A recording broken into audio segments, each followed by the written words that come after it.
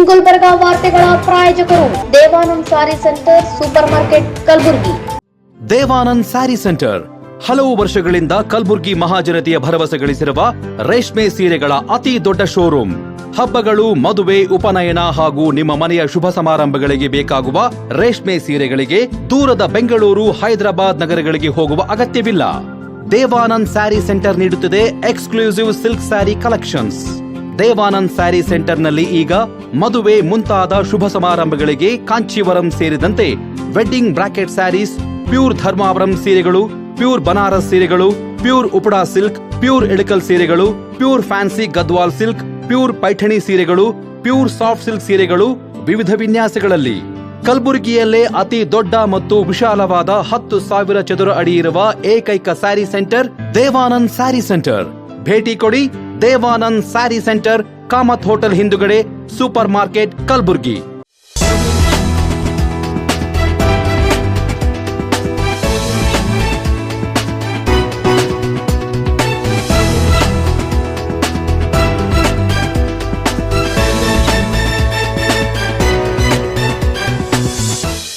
ನಮಸ್ಕಾರ, ಇನ್ ಗುಲ್ಬರ್ಗ ವಾರ್ತೆಗಳಿಗೆ ಸ್ವಾಗತ. ಮೊದಲಿಗೆ ಹೆಡ್ಲೈನ್ಸ್. ಬಂದೋಬಸ್ತ್ ಕರ್ತವ್ಯದ ವೇಳೆ ಪೊಲೀಸ್ ವಾಹನದಲ್ಲೇ ಗುಂಡು ಹಾರಿಸಿ ಸಿಎಆರ್ ಕಾನ್ಸ್ಟೇಬಲ್ ಆತ್ಮಹತ್ಯೆ. ಕಲಬುರಗಿಯಲ್ಲಿ ಹೆಲ್ಮೆಟ್ ಜಾಗೃತಿ ಕಾರ್ಯಾಚರಣೆ ಮುಂದುವರಿಕೆ. ಹೆಲ್ಮೆಟ್ ಇಲ್ಲದೆ ವಾಹನ ಚಲಾಯಿಸಿದವರಿಗೆ 500 ರೂಪಾಯಿ ದಂಡ. ಜಯ ಕರ್ನಾಟಕ ಸಂಘಟನೆ ವತಿಯಿಂದ ಪ್ರತಿಭಾನ್ವಿತ ವಿದ್ಯಾರ್ಥಿಗಳಿಗೆ ವಿದ್ಯಾರ್ಥಿ ರತ್ನ ಪ್ರಶಸ್ತಿ ಪ್ರದಾನ. ಕೆಸಿಟಿ ಇಂಜಿನಿಯರಿಂಗ್ ಕಾಲೇಜ್ ಎದುರಿನ ಅಪೂರ್ಣ ಕಾಮಗಾರಿಯಿಂದ ಸಾರ್ವಜನಿಕರಿಗೆ ಸಂಕಷ್ಟ. ಶಾಸಕರು ಹಾಗೂ ಅಧಿಕಾರಿಗಳ ವಿರುದ್ಧ ಆಕ್ರೋಶ. ಜೆಸ್ಕಾಂ ಎಇಇ ಅಮೃತರಾವ್ ಯಲಾಲ್ ಮನೆ, ಕಚೇರಿ ಸೇರಿ 7 ಕಡೆ ಲೋಕಾಯುಕ್ತ ದಾಳಿ. ಈಗ ವಾರ್ತೆಗಳ ವಿವರ.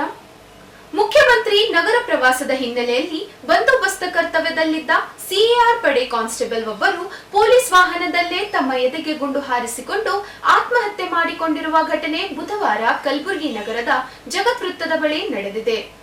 ಆತ್ಮಹತ್ಯೆ ಮಾಡಿಕೊಂಡ ಕಾನ್ಸ್ಟೇಬಲ್ ಅನ್ನು ಶಿವಕುಮಾರ್ ತಂದೆ ಶರಣಪ್ಪ ಮಾವನೂರ್ ಎಂದು ಗುರುತಿಸಲಾಗಿದೆ. ಅವರು ಕಲಬುರಗಿ ಜಿಲ್ಲೆಯ ಜೇವರ್ಗಿ ತಾಲೂಕಿನ ನರಿಬೋಳ ಗ್ರಾಮದ ನಿವಾಸಿಯಾಗಿದ್ದರು. ಮುಖ್ಯಮಂತ್ರಿ ನಗರದಲ್ಲಿ ಇದ್ದ ಹಿನ್ನೆಲೆಯಲ್ಲಿ ಬಂದೋಬಸ್ತ್ ಕರ್ತವ್ಯಕ್ಕೆ ನಿಯೋಜಿಸಲಾಗಿದ್ದ ಶಿವಕುಮಾರ್ ಅವರು ಪೊಲೀಸ್ ವಾಹನದಲ್ಲಿದ್ದ 303 ರೈಫಲ್ ಬಳಸಿ ತಮ್ಮ ಎದೆಗೆ ಗುಂಡು ಹಾರಿಸಿಕೊಂಡಿದ್ದಾರೆ ಎಂದು ಪ್ರಾಥಮಿಕ ಮಾಹಿತಿಯಿಂದ ತಿಳಿದು ಬಂದಿದೆ. ಘಟನೆಯ ಮಾಹಿತಿ ತಿಳಿಯುತ್ತಿದ್ದಂತೆ ನಗರ ಪೊಲೀಸ್ ಕಮಿಷನರ್ ಸೇರಿದಂತೆ ಹಿರಿಯ ಪೊಲೀಸ್ ಅಧಿಕಾರಿಗಳು ಸ್ಥಳಕ್ಕೆ ಭೇಟಿ ನೀಡಿ ಪರಿಶೀಲನೆ ನಡೆಸಿದರು. ಮೃತದೇಹವನ್ನು ಮರಣೋತ್ತರ ಪರೀಕ್ಷೆಗೆ ರವಾನಿಸಲಾಗಿದ್ದು, ಪ್ರಕರಣ ದಾಖಲಿಸಿಕೊಂಡಿರುವ ಪೊಲೀಸರು ತನಿಖೆ ಕೈಗೊಂಡಿದ್ದಾರೆ. ಕಾನ್ಸ್ಟೇಬಲ್ ಆತ್ಮಹತ್ಯೆಗೆ ನಿಖರ ಕಾರಣ ಇನ್ನೂ ತಿಳಿದು ಬಂದಿಲ್ಲ. ವೈಯಕ್ತಿಕ, ಮಾನಸಿಕ ಅಥವಾ ಇತರೆ ಯಾವುದೇ ಕಾರಣಗಳ ಬಗ್ಗೆ ಪೊಲೀಸರು ಎಲ್ಲ ಆಯಾಮಗಳಿಂದ ತನಿಖೆ ನಡೆಸುತ್ತಿದ್ದಾರೆ ಎಂದು ಮೂಲಗಳು ತಿಳಿಸಿವೆ. ಸಿಟಿ ಆರ್ಮ್ ರಿಸರ್ವ್ ಅಲ್ಲಿ ಕೆಲಸ ಮಾಡ್ತಾ ಇರುವ ನಮ್ಮ ಸಿಬ್ಬಂದಿ ಶಿವಕುಮಾರ್ ಅಂತ ಎಪಿಸಿ ಅವರು ಇವತ್ತು ಕಂಪ್ನಿ ಏನೊಂದು ಸಿಆರ್ ಪೆಟ್ರೋಲ್ ಇರುತ್ತೆ, ಅದರಲ್ಲಿ ಅವರಿಗೆ ಯೋಜನೆ ಮಾಡಲಾಗಿತ್ತು. ವೆಹಿಕಲ್ ಅಲ್ಲಿನೇ ಅವರು ನಮ್ಮ ರೈಫಲ್ ಇಂದ ಫೈರ್ ಮಾಡ್ಕೊಂಡಿರೋದು ಮಾಹಿತಿ ಬಂದಿದೆ.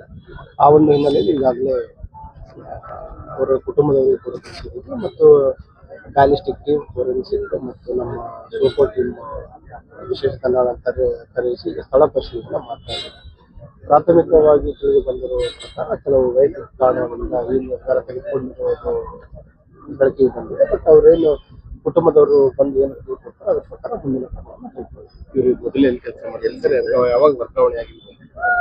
ಇವರು ಅಪಾಯಿಂಟ್ ಆಗಿರುವಂಥದ್ದು ಬೆಂಗಳೂರು ರೂರಲ್ ಡಿಸ್ಟಿಕ್ ಅಲ್ಲಿ ಕೆಲಸ ಮಾಡ್ತಾ ಇದ್ರು. ಕಳೆದ ಒಂದು 3-4 ತಿಂಗಳ ಹಿಂದುಗಡೆ ಇಷ್ಟೇ ಇಲ್ಲಿ ಅಂತರ್ ಜಿಲ್ಲಾ ವರ್ಗಾವಣೆ ಆಗಿ ಬಂದಿದ್ದಾರೆ ಮತ್ತು ಇಲ್ಲಿ ಸಿಆರ್ ಅಲ್ಲಿ ಅವರು ಕೆಲಸ ಮಾಡ್ತಾ ಇದ್ರು.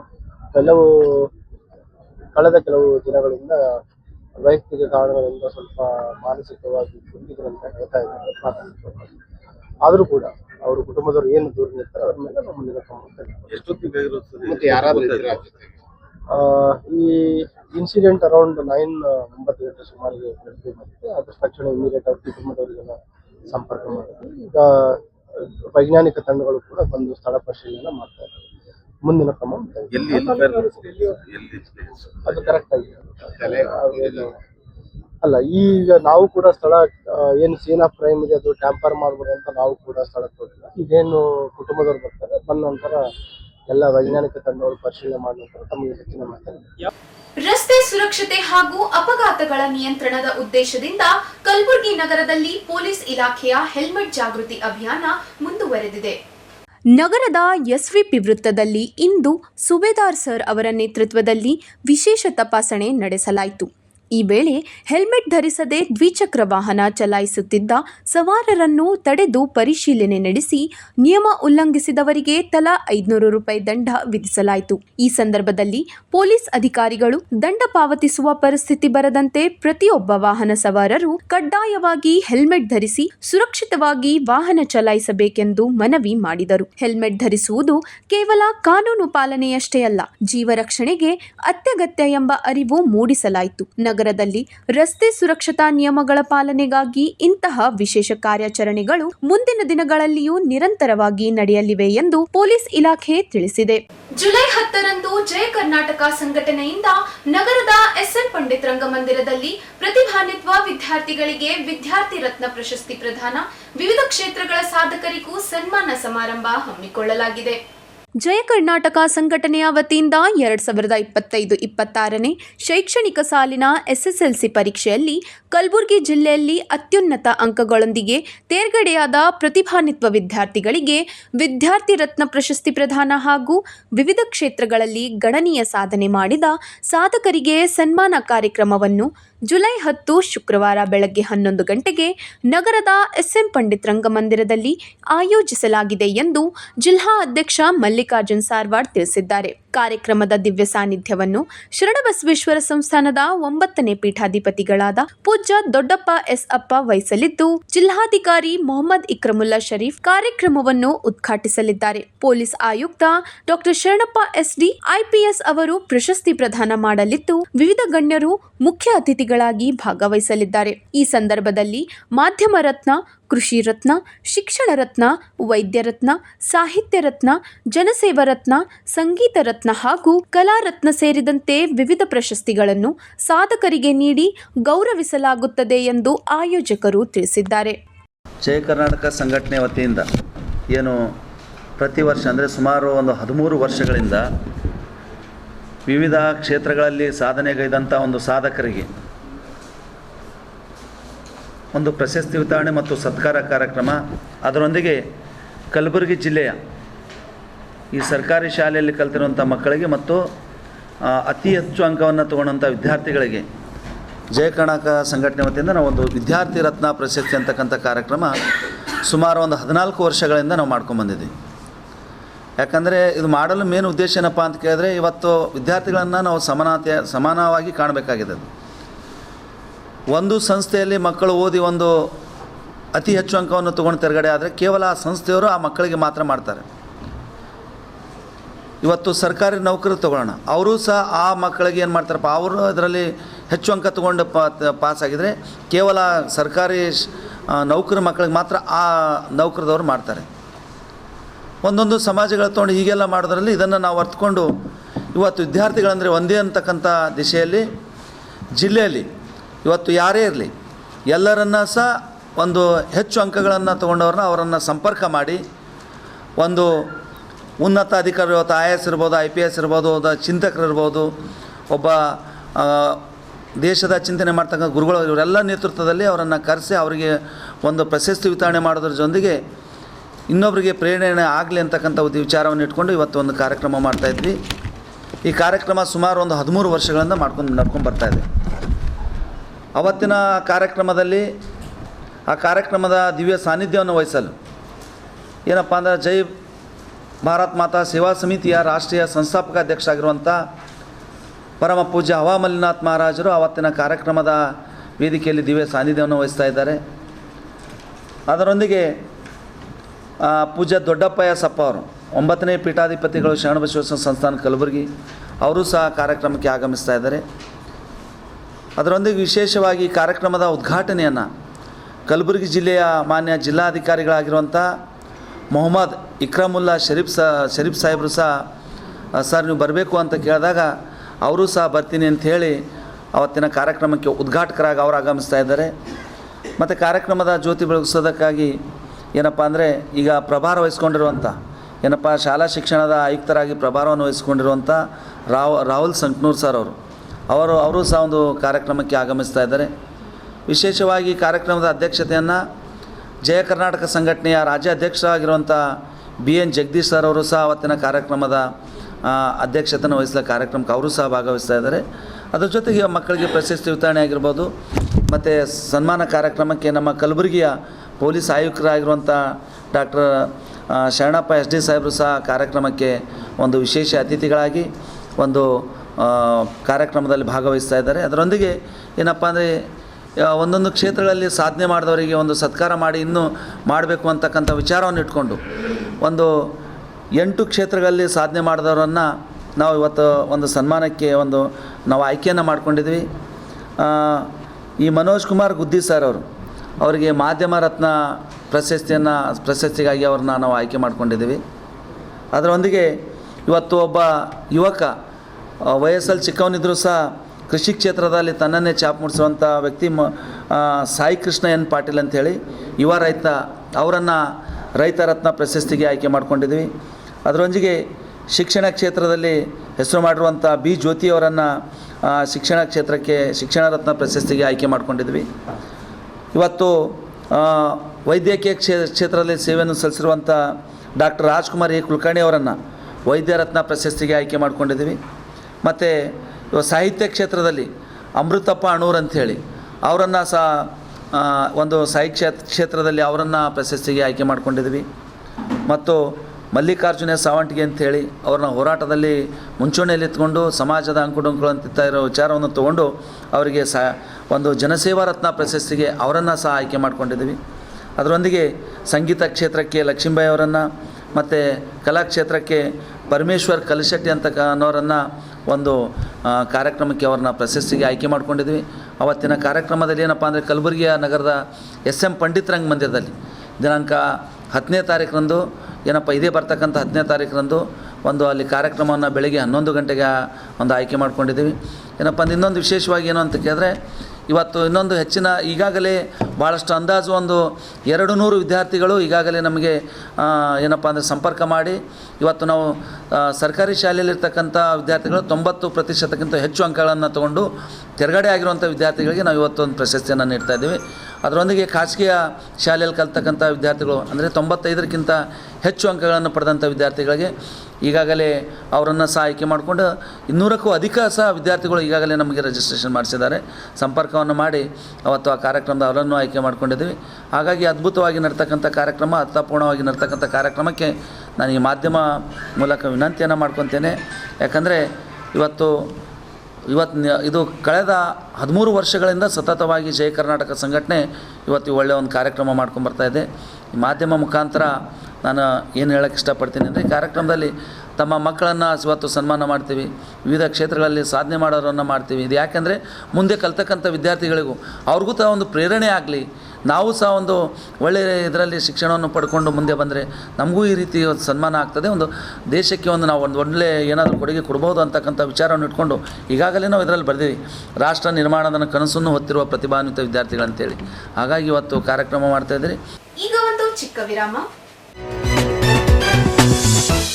ದೇವಾನಂದ್ ಸ್ಯಾರಿ ಸೆಂಟರ್ ಹಲವು ವರ್ಷಗಳಿಂದ ಕಲಬುರ್ಗಿ ಮಹಾಜನತೆಯ ಭರವಸೆ ಗಳಿಸಿರುವ ರೇಷ್ಮೆ ಸೀರೆಗಳ ಅತಿ ದೊಡ್ಡ ಶೋರೂಮ್.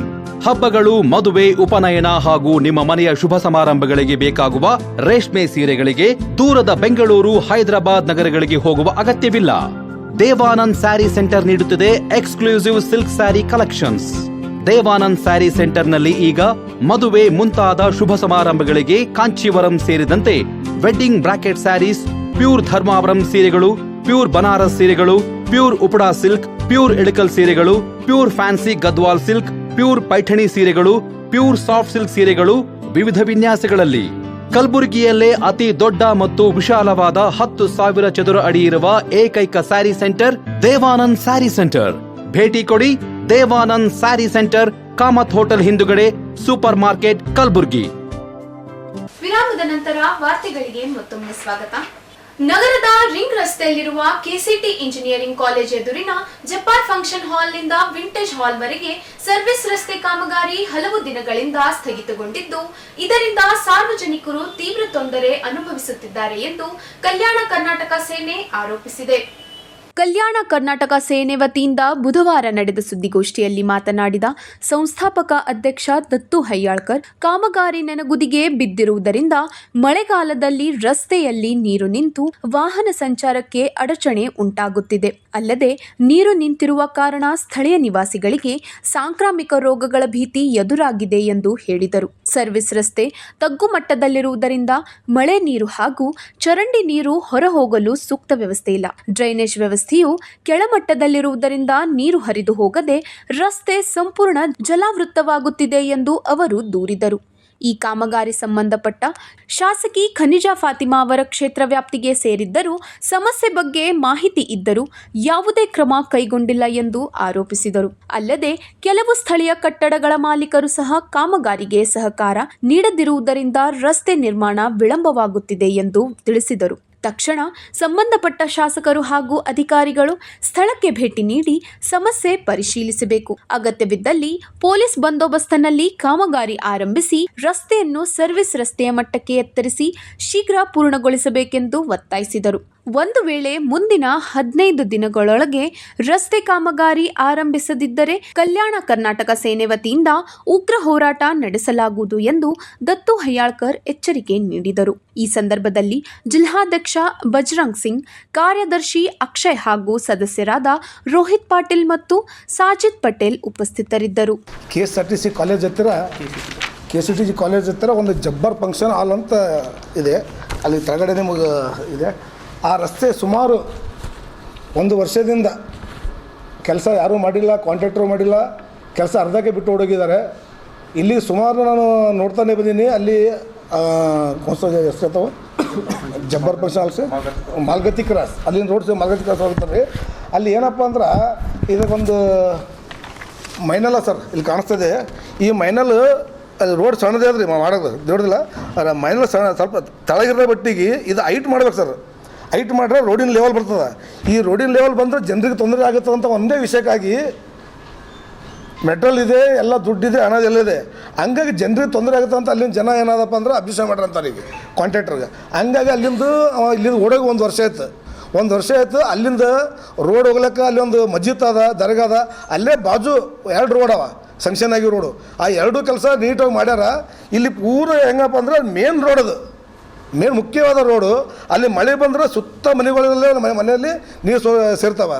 ಅಲ್ಲಿ ಒಟ್ಟು ಒಂದು ಮುದುಕಿ, ಪೂರ ವಯಸ್ಸಾದ ಮುದುಕಿ, ಅಲ್ಲಿ ಒಂದು ಸಿಡಿ ನಾವೇ ಕಟ್ಟಿವಿ. ಅಂದರೆ 1 ವರ್ಷದಿಂದ ಅಲ್ಲಿ ಹೋಗಕ್ಕೆ ತಿರುಗಾಡೋ ಜಾಗ ಸಿಗಲ್ಲ ಬಟ್ಟಿಗೆ ನಾವೇ ಒಂದು ಪರ್ಸ್ನಲಾಗಿ ದುಡ್ಡು ಹಾಕಿ ಒಂದು ಸಿಡಿ ಕಟ್ಸಿವಿ ನಾವು ಕಾಂಟ್ರಾಕ್ಟರ್ಗೆ ಹೇಳಿಸಿ ಇಳಿಲಕ್ಕ. ಒಂದು ಮೊನ್ನೆ ಗರ್ಭಿಣಿ ಹೆಂಗ್ಸ್ ಅಲ್ಲಿ ಕೂಡ ಕಾಲು ಜಾರಿ ಬಿದ್ದಿಗೆಸಿ ಮೊನ್ನೆ ಹಾಸ್ಪಿಟ್ಲಿಗೆ ಹೋಗಿದ್ದಾರೆ. ಸಂಬಂಧಪಟ್ಟ ಶಾಸಕರಾಗಿರುವ ಖನಿಜಾ ಫಾತಿಮಾ ಮೇಡಮ್ ಅವ್ರಿಗೆ ಕೂಡ 2 ಬಾರಿ ಅಲ್ಲಿನ ಜನ ಹೋಗಿ ಹೇಳಿದ್ದಾರೆ. ಫರಾಜ್ ಇಸ್ಲಾಂ ಅವ್ರಿಗೆ ಕೂಡ ಈ ಮಾತು ಅವ್ರ ಗಮನಕ್ಕೆ ತೊಗೊಂಬಂದ್ರು ಕೂಡ ಅವ್ರು ಡೋಂಟ್ ಕೇರ್ ಅಂತ ಅವ್ರು ವೋಟ್ ಬ್ಯಾಂಕಿಗಾಗಿ ಆ ಕೆಲಸಕ್ಕೆ ಈ ಕೆಲಸಕ್ಕಾಗಿ ಅವ್ರು ಕೆಲಸ ಮಾಡ್ತಿದ್ದಾರೆ. ಅಲ್ಲಿನ ಜನರ ಸಮಸ್ಯೆ ಬಗೆಹರಿಸ್ತಾ ಇಲ್ಲ ಅಲ್ಲಿ. ಅದೇ ರೀತಿಯಾಗಿ ಮತ್ತು ಪ್ರಿಯಾಂಕಾ ಸಾಬ್ರು ಪಿ ಆಗಿರುವಂಥ ಅವರು ಕೂಡ ಅಲ್ಲಿಗೆ ಬಂದಿದ್ದರು. ಅವರು ಕೂಡ ಇಲ್ಲಿ 1 ವರ್ಷ ಆಯಿತು ನೋಡಿ ಹೋಗಿ ಅದಕ್ಕೂ ಒಟ್ಟು ಆ ಕಾಮಗಾರಿಕೆ ಕೆಲಸ ಪೂರ್ಣಗೊಳಿಸೋರು. ಅದೇ ರೀತಿಯಾಗಿ DC ಅವ್ರಿಗೆ ಗಮನಕ್ಕೆ 3 ಸತಿ ಲೆಟ್ರ್ ಬರ್ತಾರೆ ರೀ DC ಅವರಿಗೆ. DC ಅವ್ರು ಕೂಡ ಅವರು ಯಾವುದೂ ಗಮನಕ್ಕೂ ತೊಗೊಂಬರ್ತಾ ಇಲ್ಲ. ಕಮಿಷನರ್ ಮಾನವ ಪಾಲಿಕೆ ಅವರು ಕೂಡ ಬಂದೋಗ್ಯಾರ. ಅಂದರೆ ಸಮಸ್ಯೆ ಅಲ್ಲಿ ಏನಪ್ಪ ಅಂದ್ರೆ ಏನಾಗುತ್ತಿದೆ ಅಂತ ಎಂತ ಗೊತ್ತಾಗ್ತಾ ಇಲ್ಲ ಸರ್. ಅದಕ್ಕೆ ದಯವಿಟ್ಟು ನಾವೇನು ವಿನಂತಿ ಏನಪ್ಪ ಅಂದರೆ ಶಾಸಕರು ಮನೇಲಿ ಕುಂತ್ಕೊಂಡು ನೀವು ಬೆಂಗಳೂರು ಗುಲ್ಬರ್ಗ ತಿರುಗಾಡೋಕ್ಕಿಂತ ಮುಂಚೆ ತಾವಾಗಿ ಅಲ್ಲಿ ಹೋಗಿ ನೇರವಾಗಿ ನಿಂತು DC ಕಮಿಷನರು ಸಂಬಂಧಪಟ್ಟ ಶಾಸಕರು ಅಲ್ಲಿ ನಿಂತು ಪೊಲೀಸ್ ಪ್ರೊಟೆಕ್ಷನ್ ತೊಗೊಂಡು ಯಾಕೋ ಅಲ್ಲಿ ಕೆಲಸ ಮಾಡೋಕೆ ಓಡೋಗಿದ್ದಾನಪ್ಪ ಅಂದ್ರೆ ಏನೋ ಸಮಸ್ಯೆ ಇರ್ಬೋದು, ಪೊಲೀಸ್ ಪ್ರೊಟೆಕ್ಷನ್ ತೊಗೊಂಡ್ರೆ ಜನರಿಗೆ ಅಲ್ಲಿ ಅನುಕೂಲ ಆಗೋಂಥ ರಸ್ತೆ ಕಾಮಗಾರಿ ಇಲ್ಲಿನ ಸಂಬಂಧಪಟ್ಟ ಶಾಸಕರು ನಿಂತು ಕೂಡಲೇ ಅದು ಮಾಡಿಸ್ಬೇಕು. 8 ದಿನದೊಳಗೆ ಸ್ವಲ್ಪ ರೋಡ್ ಅದಿದೆ, ಒಂದು 100 ಮೀಟರ್ ರೋಡ್ ಅದ. 100 ಮೀಟರ್ ರೋಡ್ ಇಲ್ಲೊಂದು ಮೈನಲ್ ಕಾಣಿಸ್ತದೆ. ಮೈನಲ್ ಆ ಮೈನಲ್ ತೆಳಗಾಗ್ಯ ಸರ್. ಆ್ಯಕ್ಚುಲಿ ಅವ್ನಿಗೆ ಕಾಂಟ್ರಾಕ್ಟರ್ ಹೇಳಿದ್ರೆ ಮೈನಲ್ ಸ್ವಲ್ಪ ಮೇಲೆತ್ತಪ್ಪ, ಮ್ಯಾಲೆತ್ತಿಗೆಸಿ ಕಟ್ಸ್ ಅನ್ನಿಸಲಕ್ಕೆ ಜನರು ಏನೋ ತೊಂದರೆ ಕೊಟ್ಟರಂತ ಅವನಿಗೆ. ಮೈನಲ್ಲಿ ಮೇಲೆ ಇವರು ಇದು ಕಂಟಿನ್ಯೂಸ್ ಅಲ್ಲಿ ಮುಂದೆ ಮಸ್ಜಿದ್ ಅದ ರೀ, ಒಂದು ದೇವ್ರ ಮಸ್ಜಿದ್ ಅದ. ಆ ಮಸ್ಜಿದ್ ಆ ಮನೆ ಒಳಗೆ ಹೋಗ್ತಾರೆ, ಮನೆಗೆ ಒಳಗೆ ಹೋಗ್ತಾವ. ಆ ಮನೆ ಒಳಗೆ ಆಜು ಬಾಜು ಹೋಗೋದಲ್ಲೇ ಮುಂದೆ ಮಸ್ಜಿದ್ ಅವ್ರಿ, ಮಸ್ಜಿದ್ನ ಸಹ ನೀರು ಹೋಗ್ಲತ್ತಾವ. ಅಲ್ಲಿ ಒಂದು ವರ್ಷದಿಂದ ಹೇಳಕತ್ತೀವಿ, ಮಹಾನಗರ ಪಾಲಿಕೆಯವ್ರಿಗೆ ಹೇಳೀವಿ, DC ಅವ್ರಿಗೆ ಹೇಳೀವಿ, ಎಲ್ಲರಿಗೆ ಕಂಪ್ಲೇಂಟ್ ಕೊಟ್ಟಿವಿ. ಆದರೂ ಕೂಡ ಅವರು ಇನ್ನೂ ತನಕ ಅಲ್ಲಿ ಬಂದು ನಿಂತು ಕೆಲಸ ಮಾಡಿಸೋವಲ್ರು. ಅಲ್ಲಿ ಸಮಸ್ಯೆ ಏನಪ್ಪ ಅಂದ್ರೆ ಈ ಚೇಂಬರ್ ಸಮಸ್ಯೆ ಸರ್. ಈ ಚೇಂಬರ್ ಹೈಟ್ ಮಾಡೋ ಜನಕ್ಕೆ ತೊಂದರೆ ಆಯ್ತು, ಹೈಟ್ ಮಾಡೋಕ್ಕೆ ಆಗೋವಲ್ದು. ಅವ್ರದ್ದು ಅಂತ ಅಲ್ಲಿನ ಜನ ಅಂತಾರೆ ಹೈಟ್ ಮಾಡ್ಲಿಕ್ಕೆ ಪರವಾಗಿಲ್ಲ, ಒಂದು ಡ್ರೈನೇಜ್ ಮಾಡಿರಿ, ನಾಲಿ ಮಾಡಿರಿ, ಸೆಂಟ್ರ್ ನಾಲಿ ಮಾಡಿ ಅನ್ನೋದ ತಳಗ ತೋಡಿಗೆ ನಾಲಿ ಮಾಡಿ ರೋಡ್ ಮಾಡಿಕೊಡ್ರಿ ಅಂತ ಅದನ್ನು ಕೂಡ ಹೇಳ್ತಾರೆ. ಅದನ್ನು ಮಾಡ್ತಾರೆ, ಇದನ್ನು ಮಾಡ್ತಿಲ್ಲ. ಒಂದು ವರ್ಷದಿಂದ ಹಿಂಗೆ ಬಿದ್ದಾರೆ. ಜನರಿಗೆ ಓಡಾಡೋಕೆ ಭಾಳ ತುಂಬ ಕಷ್ಟ ಆಗ್ಯದ, ಸಮಸ್ಯೆ ಆಗ್ಯದ.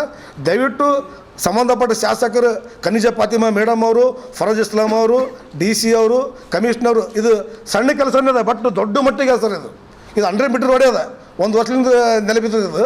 ದಯವಿಟ್ಟು ನಾವು ಎಲ್ಲರೂ ಏನದ 15 ದಿನದಲ್ಲಿ ಕೂಡಲೇ ಬಂದು ಈ ಕಾಮಗಾರಿ ಪೂರ್ಣಗೊಳಿಸ್ಬೇಕು. ಒಂದು ವೇಳೆ ಅವ್ರು ಮಾಡಿಸದೆ ಹೋದರೆ ನಾವಾಗಿ ಅಲ್ಲಿ ಬಂದ್ಗೇಸಿ ಆ ರಸ್ತೆ ರೋಕು ಯಾವುದು ನಮ್ಮ ಆರ್ಗ ರಸ್ತೆ ರೋಕು ಮಾಡಿ ಅಲ್ಲಿ ಒಂದು ಟೆಂಟ್ ಹೊಡೆದು ನಾವು ಕುಂತು ಆ ಕೆಲಸ ಆಗೋವರೆಗೆ ನಾವು ಎದಳದಂತ ಈ ಸಂದರ್ಭ ಹೇಳೋಕ್ಕೆ ಒಂದು ಯಾರಿಗೆ ನಮ್ಮ ಶಾಸಕರಿಗೆ ಹೇಳ್ತಾ ಇದ್ದೀನಿ. ದಯವಿಟ್ಟು ಈ ಕೆಲಸ ಕಾಮಗಾರಿಗೆ ಬೇಗನೆ ಮುಗಿಸ್ಬೇಕು. ಒಂದು ವೇಳೆ ಮುಗಿಸಿದ್ರೆ ನಮ್ಮದು ಮುಂದಿನ ಕ್ರಮ ಏನಪ್ಪ ಅಂದರೆ ಅಲ್ಲೇ ಹೋರಾಟ ಮಾಡಬೇಕಂತ ಈ ಒಂದು ಸುದ್ದಿ ಮುಖಾಂತರ ನಿಮಗೆಲ್ಲ ಹೇಳಕ್ಕೆ ಇಷ್ಟಪಡ್ತೀನಿ. ಆದಾಯಕ್ಕಿಂತ ಹೆಚ್ಚಿನ ಆಸ್ತಿ ಹೊಂದಿರುವ ಆರೋಪದ ಹಿನ್ನೆಲೆ ಜೆಸ್ಕಾಂ ಸಹಾಯಕ ಕಾರ್ಯನಿರ್ವಾಹಕ ಇಂಜಿನಿಯರ್ ಅಮೃತ್ ರಾವ್ ಯಲಾಲ್ ಅವರಿಗೆ ಸೇರಿದ ಮನೆ, ಕಚೇರಿ ಹಾಗೂ ಇತರೆ ಆಸ್ತಿಗಳ ಮೇಲೆ ಬುಧವಾರ ಬೆಳಂಬೆಳಗ್ಗೆ ಲೋಕಾಯುಕ್ತ ಅಧಿಕಾರಿಗಳು ಏಕಕಾಲದಲ್ಲಿ ದಾಳಿ ನಡೆಸಿದ್ದಾರೆ. ಲೋಕಾಯುಕ್ತ ಪೊಲೀಸ್ ಅಧೀಕ್ಷಕ ಸಿದ್ದರಾಜು ಅವರ ನೇತೃತ್ವದಲ್ಲಿ ನಡೆದ ಕಾರ್ಯಾಚರಣೆಯಲ್ಲಿ ಒಟ್ಟು 7 ಸ್ಥಳಗಳಲ್ಲಿ ದಾಖಲೆಗಳ ಪರಿಶೀಲನೆ ಮತ್ತು ಶೋಧ ಕಾರ್ಯ ನಡೆಯಿತು. ಕಲಬುರಗಿ ನಗರದ ಜಾಗೃತಿ ಕಾಲೋನಿಯಲ್ಲಿರುವ ನಿವಾಸ, ಬಸವ ಅಪಾರ್ಟ್ಮೆಂಟ್ನಲ್ಲಿರುವ ಫ್ಲಾಟ್, ಕೊತ್ತಂಬರಿ ಲೇಔಟ್ನ ಜೆಸ್ಕಾಂ ಕಚೇರಿ, ಚಿಂಚೋಳಿ ತಾಲೂಕಿನ ಸುಲೇಪೇಟ್ ಗ್ರಾಮದಲ್ಲಿರುವ ಮನೆ ಸೇರಿದಂತೆ ವಿವಿಧ ಸ್ಥಳಗಳಲ್ಲಿ ಅಧಿಕಾರಿಗಳು ಪರಿಶೀಲನೆ ನಡೆಸಿದರು. ಇದರ ಜೊತೆಗೆ ಜಾಗೃತಿ ಕಾಲೋನಿಯಲ್ಲಿರುವ ಪ್ಲಾಟಿನಂ ಸ್ಟುಡಿಯೋ, ನಂದೂರ್ ಕೈಗಾರಿಕಾ ಪ್ರದೇಶದಲ್ಲಿರುವ ಫ್ಲಾಟ್ ಹಾಗೂ ಅಮೃತ್ ರಾವ್ ಹೆಸರಿನಲ್ಲಿರುವ ಸುಮಾರು 20ಕ್ಕೂ ಹೆಚ್ಚು ಎಕರೆ ಜಮೀನಿನ ದಾಖಲೆಗಳನ್ನು ಅಧಿಕಾರಿಗಳು ಪರಿಶೀಲಿಸುತ್ತಿದ್ದಾರೆ ಎಂದು ತಿಳಿದುಬಂದಿದೆ. ದಾಳಿ ವೇಳೆ ಆಸ್ತಿ-ಪಾಸ್ತಿ, ಬ್ಯಾಂಕ್ ದಾಖಲೆಗಳು, ಹೂಡಿಕೆ ವಿವರಗಳು ಹಾಗೂ ಇತರೆ ಮಹತ್ವದ ದಾಖಲೆಗಳನ್ನು ಲೋಕಾಯುಕ್ತ ಅಧಿಕಾರಿಗಳು ಪರಿಶೀಲಿಸುತ್ತಿದ್ದು ಶೋಧ ಕಾರ್ಯ ಮುಂದುವರೆದಿದೆ. ಲೋಕಾಯುಕ್ತ ಅಧಿಕಾರಿಗಳ ದಾಳಿ ಜಿಲ್ಲೆಯಾದ್ಯಂತ ಚರ್ಚೆಗೆ ಗ್ರಾಸವಾಗಿದ್ದು, ತನಿಖೆ ಪೂರ್ಣಗೊಂಡ ಬಳಿಕ ಹೆಚ್ಚಿನ ಮಾಹಿತಿ ಬಹಿರಂಗವಾಗುವ ಸಾಧ್ಯತೆ ಇದೆ. ಇಲ್ಲಿಗೆ ವಾರ್ತಾ ಪ್ರಸಾರ ಮುಕ್ತಾಯ. ಮುಂದಿನ ಸಂಚಿಕೆಯಲ್ಲಿ ಭೇಟಿಯಾಗೋಣ. ನಮಸ್ಕಾರ.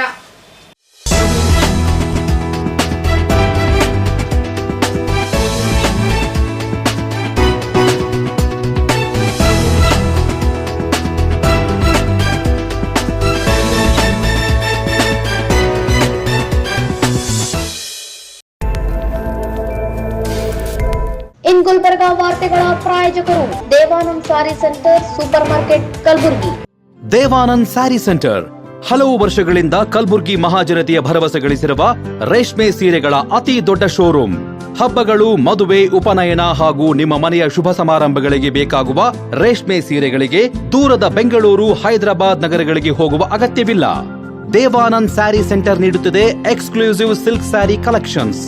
ದೇವಾನಂದ್ ಸ್ಯಾರಿ ಸೆಂಟರ್ನಲ್ಲಿ ಈಗ ಮದುವೆ ಮುಂತಾದ ಶುಭ ಸಮಾರಂಭಗಳಿಗೆ ಕಾಂಚೀವರಂ ಸೇರಿದಂತೆ wedding brocade saris, pure Dharmavaram ಸೀರೆಗಳು, ಪ್ಯೂರ್ ಬನಾರಸ್ ಸೀರೆಗಳು, pure Uppada silk, pure Ilkal ಸೀರೆಗಳು, pure fancy Gadwal silk, pure Paithani ಸೀರೆಗಳು, ಪ್ಯೂರ್ ಸಾಫ್ಟ್ ಸಿಲ್ಕ್ ಸೀರೆಗಳು ವಿವಿಧ ವಿನ್ಯಾಸಗಳಲ್ಲಿ.